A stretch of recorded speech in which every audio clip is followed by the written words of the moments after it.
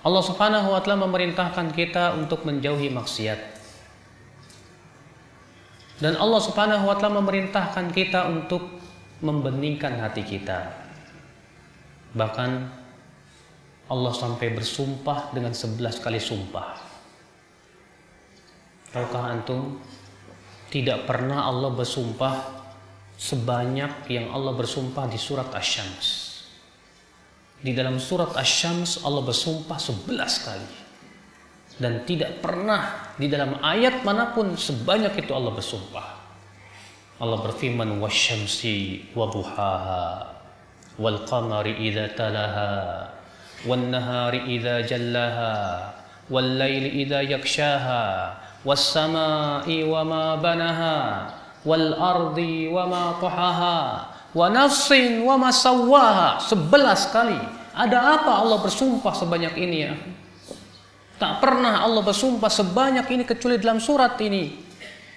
Kemudian Allah menyebutkan tentang apa jawab sumpahnya. Qad aflaha man zakkaha. Sungguh telah beruntung orang yang mensucikan jiwanya.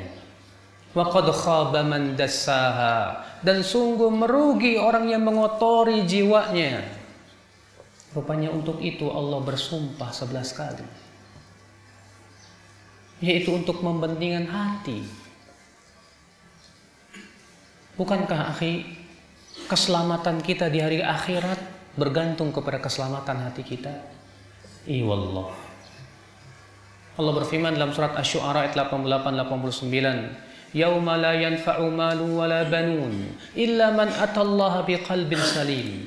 Pada hari-hari kiamat itu nanti tidak akan bermanfaat harta dan anak-anak kecuali orang yang datang kepada Allah dengan membawa hati yang selamat.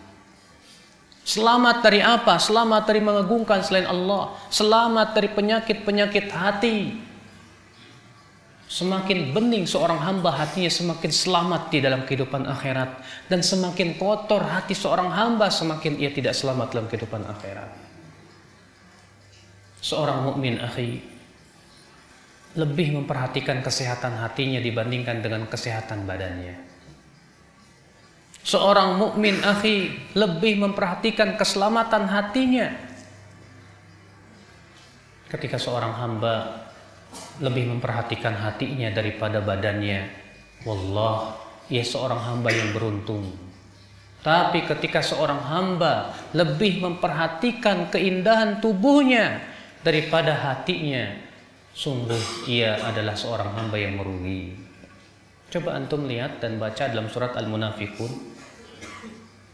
Ketika Allah mensifati orang-orang munafik, Allah berfirman apa? Wa idza ra'aitahum tu'jibuka ajsaduhum. Apabila kamu melihat badan-badan mereka orang munafik itu, kamu akan merasa kagum dengan badan dan tubuh mereka. Kenapa, Pak? Karena orang munafik hanya memperhatikan tubuhnya saja, tak pernah memperhatikan hatinya. Sedangkan orang yang beriman memperhatikan hatinya. Kehidupan hatinya segala-galanya bagi dia. Makanya ketika Rasulullah mengabarkan akan munculnya fitnah, Rasulullah SAW sabda, taji'ul fitan, nanti akan datang fitnah, fayaqulul mu'min hadhihi muhlikati. Seorang mukmin akan berkata, ini yang akan membinasakanku. Ia takut sekali apabila fitnah-fitnah yang melanda itu merusak hatinya. Akhi, dahulu para sahabat perhatiannya kepada hati melebihi daripada perhatiannya kepada segala-galanya. Mereka orang yang paling bening hatinya. Makanya pantas kalau Allah memberikan kepada mereka keutamaan agung. Suatu hari Rasulullah SAW sedang duduk dengan beberapa sahabatnya. Kemudian Rasulullah SAW bersabda, "Yatlu'ul an rajulun min ahlil jannah." Sekarang akan muncul seorang laki-laki dari penduduk surga. Sebentar lagi. Ternyata muncul seorang lelaki Ansar dalam keadaan ia menenteng sendalnya sementara ia terlihat habis berwudu. Keesokan harinya Rasulullah kembali bersabda, "Yatlu'ul an rajulun min ahlil jannah." Sekarang akan muncul dari penduduk surga. Ternyata lelaki yang kemarin dalam keadaan yang sama. Hari berikutnya Rasulullah mengatakan lagi, "Yatlu'ul an rajulun min ahlil jannah." sekarang akan keluar penduduk surga. Ternyata orang lelaki Ansor yang kemarin juga. Abdullah bin Amr bin Al-As merasa penasaran. Apa sih amalan si orang ini? Sampai Rasulullah mengatakan bahwa ia penduduk surga. Lalu ia pun datang ke rumah orang tersebut dan berkata, "Hai fulan, bolehkah saya menginap di rumahmu? Karena saya sedang ada masalah dengan ayah saya." Kemudian dia pun menginap. Diperhatikannya ibadah orang ini, diperhatikan. Ternyata tidak ada yang hebat. Akhirnya kemudian Abdullah bin Amr berkata, "Wahai fulan, saya menginap di rumahmu sebetulnya ingin memperhatikan ibadahmu. Karena aku mendengar Rasulullah 3 kali berucap bahwa engkau penduduk surga. Tapi ternyata amal ibadahmu biasa-biasa saja. Tidak ada yang lebih." Kata lelaki ini, "Amal ibadahku ya seperti yang kamu lihat. Namun saya tidak pernah merasa dengki kepada siapapun juga." Kata Abdullah bin Amr, "Karena ini kamu masuk surga." Amalan hati. Ternyata amalan hati. Siapa di antara kita yang bisa bersih hatinya dari dengki? Karena hidup manusia tak lepas dari persaingan, Pak. Anda seorang pegawai, ada persaingan. Anda sebagai pebisnis, ada persaingan. Bahkan sesama ustadz pun sering bersaing. Ya, banyak-banyakan pengikut. Ya betul, akhwat Islam, azakumullah. Bahkan para ulama pun tak lepas dari yang namanya dengki. Tapi lihat sahabat yang mulia ini, dia berkata, "Saya tak pernah dengki kepada siapapun juga." Luar biasa. Amalan hati rupanya yang menyebabkan mereka luar biasa di sisi Allah, ya akhi. Rasa takut para sahabat yang luar biasa.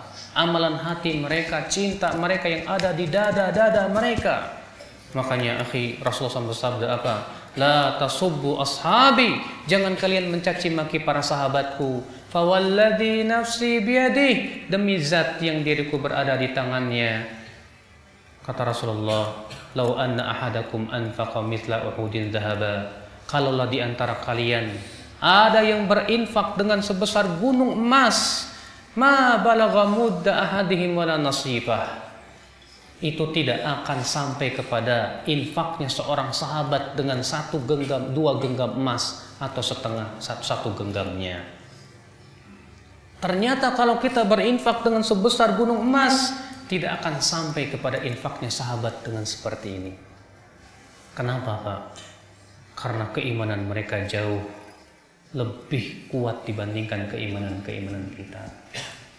Rasa takut mereka kepada Allah, keyakinan mereka kepada Allah, keikhlasan mereka kepada Allah melebihi daripada apa yang ada di dada-dada kita. Naam ya akhwal Islam.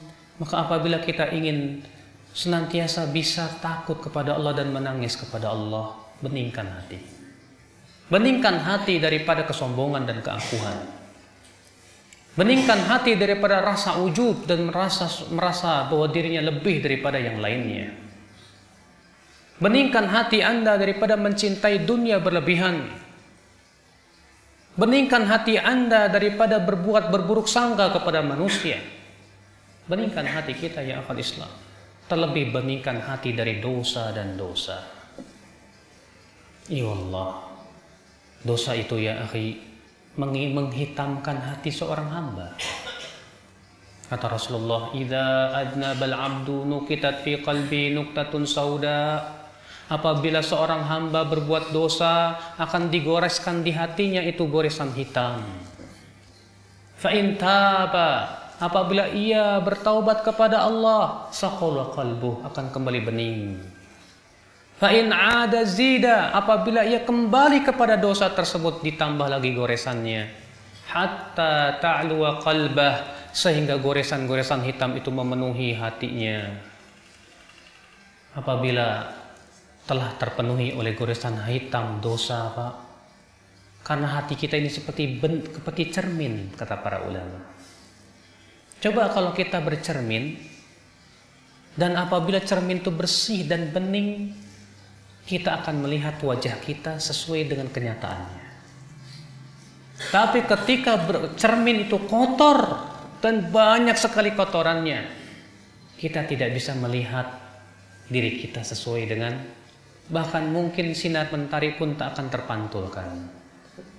Demikian pula hati. Ketika dikotori oleh dosa, sinar hidayah sulit untuk masuk. Iwallah. Maka dari itu ya akhwat Islam, perkara yang kedua ini, bersihkan hati kita. Bersihkan hati kita kepada kaum muslimin juga. Berkata Murrah bin Muawiyah, ya kana salafuna salih yarawna anna afdalahum. Dahulu para salafus saleh memandang bahwa orang yang paling utama di antara mereka siapa? Yaitu aslamuhum qalban wa lisanan, yaitu yang paling selamat hati dan lidahnya. Semakin selamat hatinya, semakin selamat lidahnya, semakin itu utama di sisi Allah Subhanahu wa taala. Nah, inilah akhwat Islam azakumullah. Sesuatu yang insya Allah bisa menjadikan kita bisa menangis. Tapi ingat ya akhi, apabila kita telah berhasil menangis, terkadang setan membukakan pintu menangis. Ketika kita menangis dan kita sudah bisa menangis, alhamdulillah, kita merasa, saya sudah menjadi takut, orang yang takut kepada Allah.